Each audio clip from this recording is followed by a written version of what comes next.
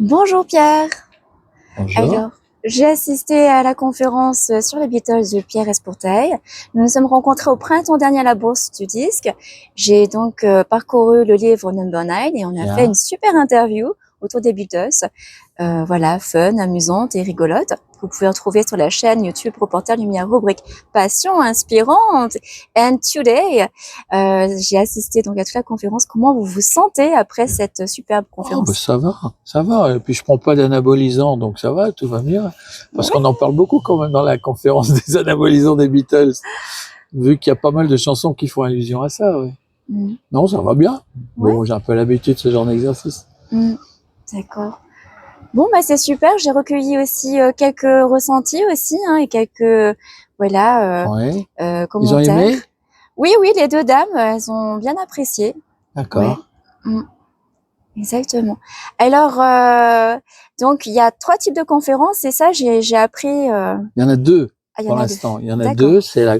C'est-à-dire que sous le titre bannière Beatles, mythe et réalité, dans un premier temps, c'est la conférence bleue, celle qu'on avait aujourd'hui, c'est-à-dire sur des thèmes assez léger, que veut dire Obladi Oblada, de quoi parle Yellow Submarine, ou bien qui est Jude ou qui est Bungalow Bill.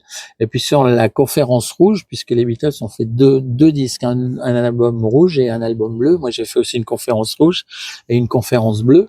Et la conférence rouge est beaucoup plus tragique vu la couleur, puisqu'on y évoque l'assassinat de John Lennon, le meurtre de la famille Polanski par tous ces fous qui étaient la secte de Charles Manson, qui tout ça dirigé soi-disant parce qu'il a entendu ou compris dans le double blanc des Beatles. Et puis il y a aussi cette histoire ahurissante dans la conférence rouge de McCartney, qui aurait peut-être un sosie qui aurait pu pris sa place et dont on détecte les secrets à travers certaines pochettes de disques. Voilà. Et je prépare donc effectivement, c'est peut-être ça qu'ont compris les spectateurs ou les spectatrices. Je prépare une 3e conférence, mais je suis en train de l'écrire. Hein. Ça sera que pour l'année prochaine, sur les Beatles et le cinéma.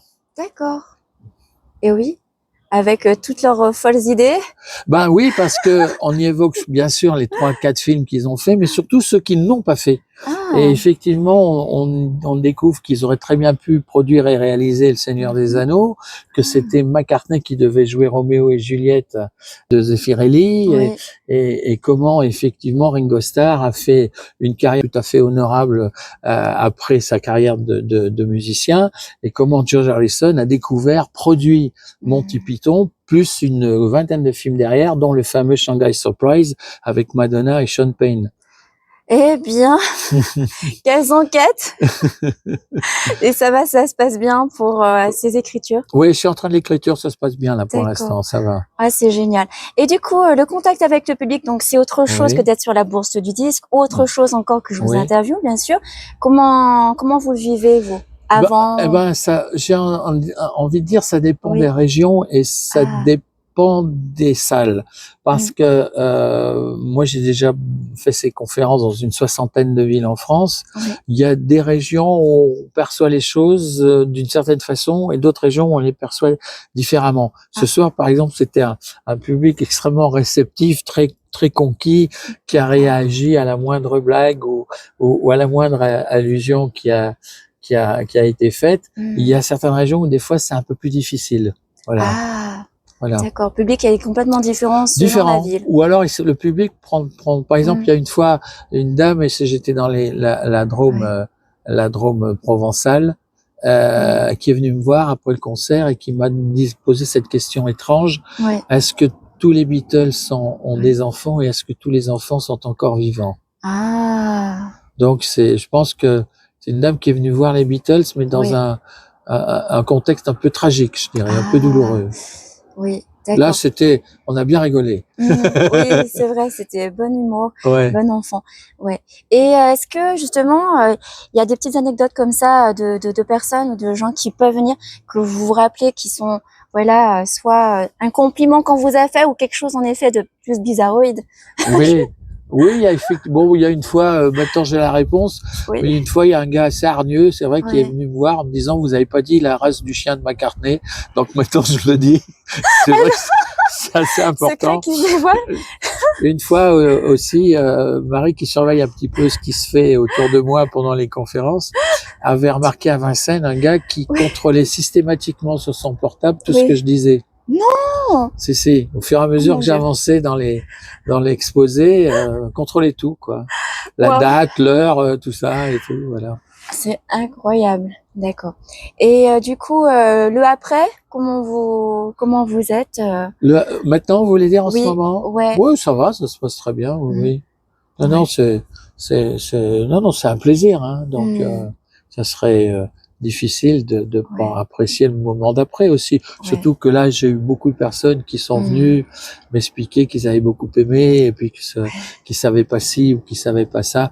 Où c'est difficile, c'est effectivement le gars qui vient vous voir et malheureusement ça existe aussi et qui vous explique que finalement il en connaît autant que vous, ce qui est possible. Mais et peut-être qu'il y a aussi dans le des gens qui vont au cirque pour voir tomber le trapéziste ou qui vont à la corrida pour voir encorner le matador. Hein. C'est pas toujours. C'est vrai. Donc il y a peut-être des gens qui viennent voir mes conférences en se demandant tiens à quel moment il va tomber quoi. Pour l'instant c'est pas arrivé. Hein. J'ai pas de bois autour de moi mais c'est pas arrivé. D'accord. Mais en tout cas merci, c'est un plaisir aussi de vous interviewer. La réciproque est vraie. Pour la vraie conférence à laquelle j'ai assisté. Voilà. Comme disait Giscard d'Estaing, vous n'avez pas le monopole du cœur. Vous avez un cœur, vous avez un cœur, vous n'avez pas le monopole du cœur. Hein, voilà. Comme le disait Giscard d'Estaing. Merci Pierre Espoutey. C'est moi qui vous remercie Joël. À tout bientôt. Hello, goodbye. À tout bientôt. Hello, goodbye. Mais on voit si ça va. Mesdames, c'est pour la chaîne YouTube Volontaire Lumière, la passion inspirante. On est donc après la conférence de Pierre Espoutey sur les Beatles. Alors, comment allez-vous après cette conférence? Très bien. Qu'est-ce que vous en pensez? Très bien. Moi, j'ai appris beaucoup de choses. Le conférencier était très intéressant. Et j'ai envie d'écouter les Beatles ce soir. Voilà. Oui, et moi aussi, je trouvais que sa présentation était bien animée, on ne s'est pas ennuyé.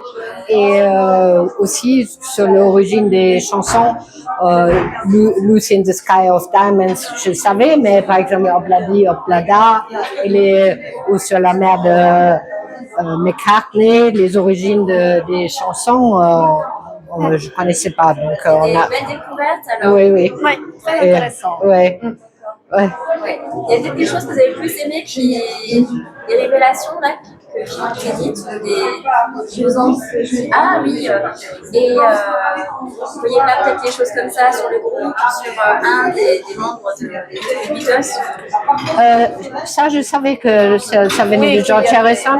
Par contre, ce que je trouvais drôle qu'on ne savait pas forcément, mais il était toujours en retrait l'attitude de Ringo Starr, oui. Oui, il semblait un peu être là par hasard, en fait. Et vos chouchous, vos favorite singers, who are they dans le Beatles band? Oui, c'est qui? Votre chanteur ou celui que vous aimez beaucoup? Paul McCartney. C'est Paul McCartney. Moi, je préfère John Lennon. D'accord. On peut savoir un petit peu pourquoi toutes les deux? Pourquoi Paul McCartney? Parce que j'aime beaucoup les chansons qu'il a écrites lui. Et voilà. son écriture, de la composition. Et vous? Un peu pour la même chose, oui. Imagine all the people, et que oui, tout le mouvement politique auquel il a participé. Voilà. D'accord. Merci à vous. Voilà.